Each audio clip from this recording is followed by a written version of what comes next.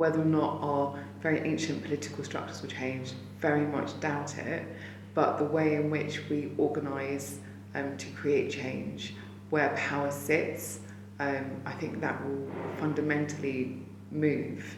So if we're looking at the way people influence power and the way that people influence politicians and organisations that hold power, I think it will become much more dispersed, and the traditional vanguards, the gatekeepers, those that mediate between the grassroots and power, I think they will start to change. I'm hoping there'll be a shift. So there will be much more, a different kind of vision around how power and control, support, development, leadership development in particular, is contained in an organisation and then dispersed out. So if you've got the traditional NGOs that have big supporter bases, actually they've got to start questioning what their role is in supporting their supporters to be the change, to make the change.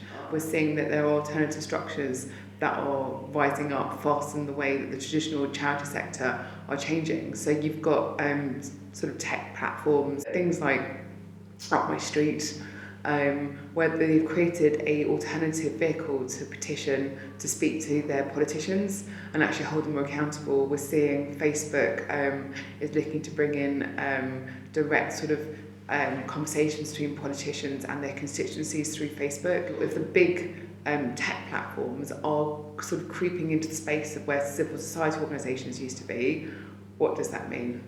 Where does that go? Why aren't any of the sort of charity sectors looking at where their responsibility sits around the boundaries between civil society, personal information, digital identity, and those big kind of platforms as well? So there's lots and lots of interesting questions that are going to be coming up. The thing that really troubles me when I look at the traditional charity sector is how slowly they're adapting to technology. And I think because of that, the next generation will grow up finding alternative ways to take part in civil society, leaving those traditional organisations kind of by the wayside.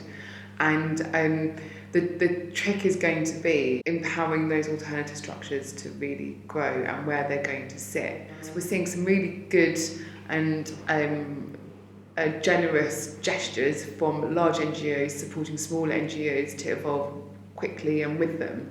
I've seen a fantastic endeavour by Scope that are supporting not Scope campaigners, but local disabled campaigners to become better campaigners, with the view of building that campaign leadership across a disability movement. Now, that's really a progressive way. Now, Scope can't do that in itself. They can't campaign on 100 different things, but they can empower, train, connect, and resource leadership to do that for the generations to come. So I want to see more of that.